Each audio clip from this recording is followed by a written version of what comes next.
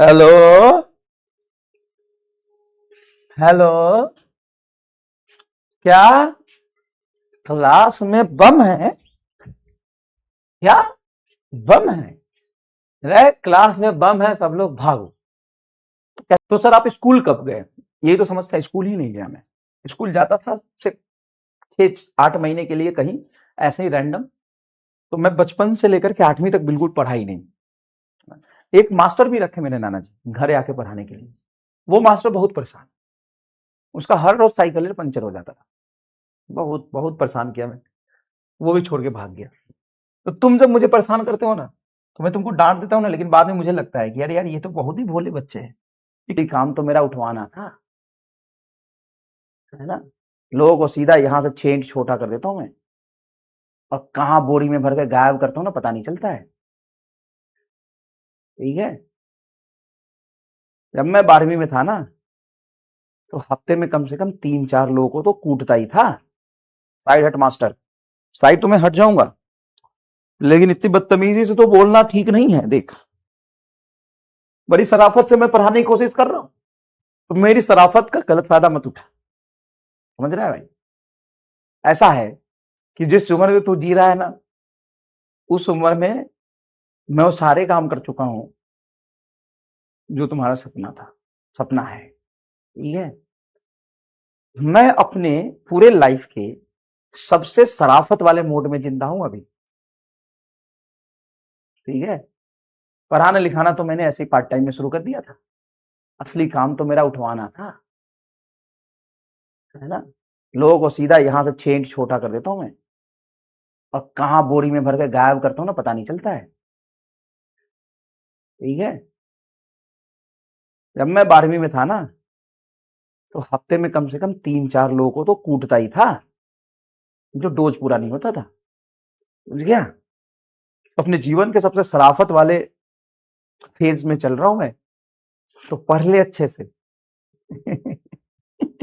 जानता नहीं है, मुजफ्फरपुर के एलएस कॉलेज में बैठता था मैं, अखाड़ा घाट से, बालू घाट से लेकर के बैरिया, गोलंबर और उधर 0 माइल तक चर्चे होते थे मेरे। जानता नहीं है तू अभी? लिख ले फटाफट। सुधर गया मैं। बचपन में ना मैं नाना नानी के यहाँ ही रह के पढ़ा लिखा हूं, है ना। सिर्फ तुम्हें ऐसे ही बता रहा हूँ, नाना नानी के यहाँ में रहता था। नाना जी मेरे मास्टर थे प्राइमरी स्कूल में, लेकिन एकदम चिल आदमी थे, ना, बहुत पुराने मास्टर, इतना सीरियस नहीं लेते थे। तो जब भी कोई मुझे पढ़ने के लिए बोलता था, तो मैं नाना जी के पास जाकर रोने लग जाता था। तो फिर मुझे पढ़ने के लिए कोई नहीं बोलता था। फिर जब स्कूल जाने की बारी आती थी, तो मैं नाना जी के पास जाकर रोने लग जाता था, बोलता था कि मेरा पेट दर्द कर रहा है, आज स्कूल नहीं जाएंगे।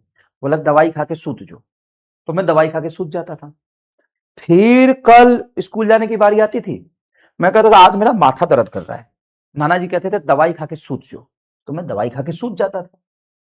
फिर कल स्कूल जाने की बारी होती थी, फिर मैं कहता था आज तो मेरा पेट बहुत दर्द कर रहा है, आज तो मेरा पेट झड़ रहा है।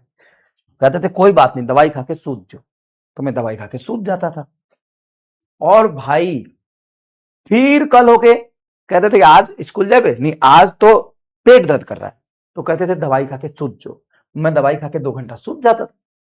फिर कल होता था, फिर आज तो और ज्यादा पेट दर्द कर रहा है, बस चलो तुमको हाजीपुर दिखा देते हैं, मुजफ्फरपुर, पटना दिखा देते हैं।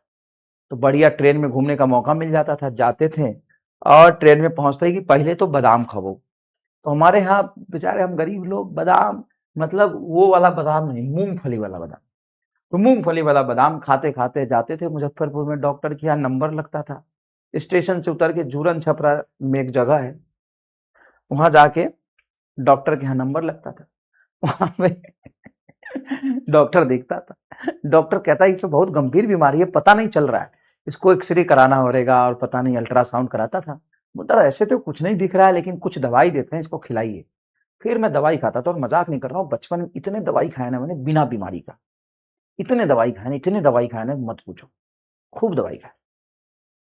और जैसे ही 2 वक्त में मेरा तबीयत खराब हो जाता था, सुबह 8 बजे जब स्कूल जाने की बारी होती थी, और शाम को, क्योंकि गांव घर में क्या होता है ना कि दिन भर नहीं पढ़ना, खेलो कूदो मौज करो, शाम को खूब क्रिकेट, इधर गुल्ली डंडा मचाओ, और शाम को ललटेन जला के पढ़ो। तो ललटेन जलाने के बाद मेरा पेट दर्द शुरू हो जाता था फिर से, ठीक है। तो इस तरीके से मेरा बचपन बढ़िया बीता, एकदम जोरदार। और कभी मान लो कि जबरदस्ती बोले कि चलो आज तो स्कूल जाना है, 2-3 दिन से दवाई खा रहे हैं, आज तो स्कूल जाना पड़ेगा, तो मैं जाता था, कोई दिक्कत नहीं, मैं तैयार वार होके और जाता था। और जाते जाते नाली में गिर जाता था। उधर से नाली में सना के आ रहे हैं बैग लेके, क्या हुआ, स्कूल जा रहे थे, गिर गए गलती से। उधर से बाइक वाला आ रहा था, इधर से साइकिल वाला जा रहा था, तो उधर से हॉर्न मारा, तो हम फिसल के नाली में गिर गए। हम क्या करें? तो बोला ठीक है, कपड़ा चेंज करके सूत जो। फिर कभी स्कूल जाने के लिए कहते थे हम कि आज नहीं जाएगा, आज तो मन नहीं कर रहा है, अगर नहीं आज तो जाना पड़ेगा। तो मेरे आदमी पीछे 2 आदमी दौड़ता था कि इसको पकड़ के स्कूल भेजेंगे। मैं जब भागते भागते सीधा गोबर के टाल में जाके घुस जाता था, सीधा गोबर में गोबर लगा लिया। बताओ आप कैसे जाएंगे? गंदा नाली जो जाता था ना, कहीं से गांव घर में नाली होता, गंदा नाली में जाके गिर जाता था। अब बताओ कोई कौन है जो मुझे तैयार करके अब स्कूल भेज देगा? गंदा नाली में गिर जाता है ना। मेरे नाना जी गाय पालते थे, तो गाय का गोबर होता है, उपला होता है, वो सड़ा हुआ गोबर, मतलब 5-6 महीने का जमा करके टाल बनाते थे, ठीक है। अब जाने की बारी है, मैं उसी में घुस जाता था। और ये स्कूल जाते समय कम ये मैं यूज करता था जब जबरदस्ती हमको घर भेजा जाता था कि अब हो गया, नानी के यहाँ बहुत रह लिया, अब घरे जो। तो भाई साहब उस समय दिक्कत हो जाता था, घरे कैसे जाएंगे। तो जैसे ही ट्रेन का टाइम हुआ, मैं कांड कर देता था। और ज्यादा हुआ, कपड़े वपड़े खोल के फेंक दिए और सीधा दौड़ने लगे पूरे गांव गांव में, किसी घर में घुस के नुका गए। भाई साहब 1 घंटा तक ढूंढ रहा आदमी, कहाँ गया कहाँ गया, पूरा गांव में हल्ला है कहाँ गया। मैं किसी के घर में कोने में पलंग के नीचे घुसा पड़ा हूं एकदम अंधेरे में।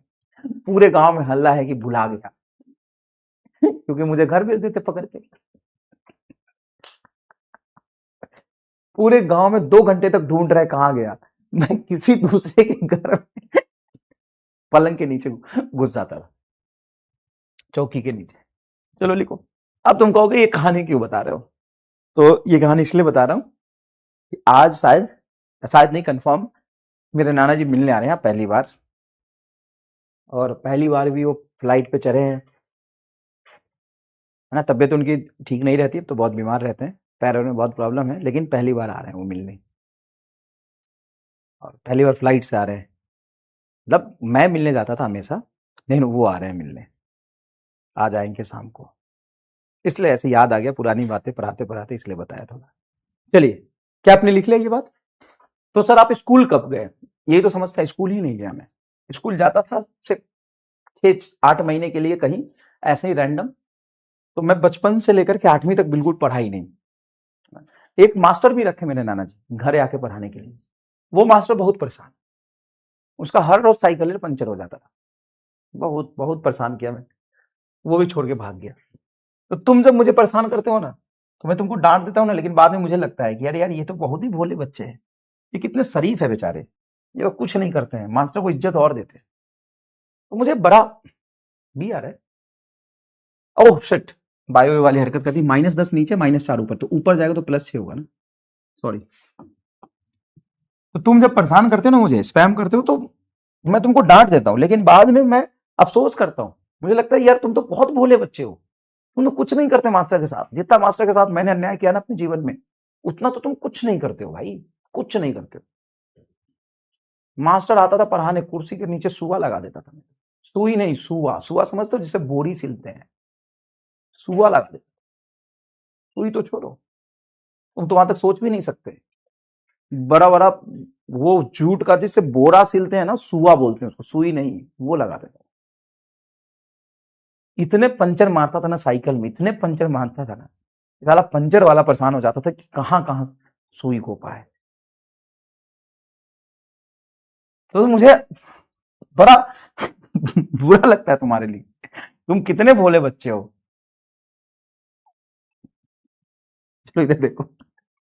अब मान लो एक सिचुएशन कि तुम लोग क्लास में बैठे हो और सबको एक एक गिलास मैंने बढ़िया भांग का शरबत पिला दिया, और मैं भी 2 गिलास पी गया, ठीक है, मैं भी 2 गिलास पी गया। अब भाई साहब फोन आया, मेरे पास किसी का फोन आया, मैंने उठाया। हेलो हेलो, क्या क्लास में बम है? क्या बम है? रे क्लास में बम है, सब लोग भागो। कैसे भागोगे? कैसे भागोगे? बोले सर जी क्लास में बम है। कुछ लोग इधर भाग रहे हैं, कुछ लोग इधर भाग रहे हैं। रे गेट वहां है लेकिन भाग इधर रहे हैं। कुछ लोग उधर भाग रहे हैं। तो क्या जब तुम भांग के नशे में होगे तब क्या तुम सच में गेट की तरफ भागोगे? नहीं, हम इधर उधर भागेंगे। जब इधर उधर भागोगे तो रेंडमनेस ज्यादा होने की वजह से क्या एक लाइन में कंडक्ट कर पाओगे? नहीं। उसी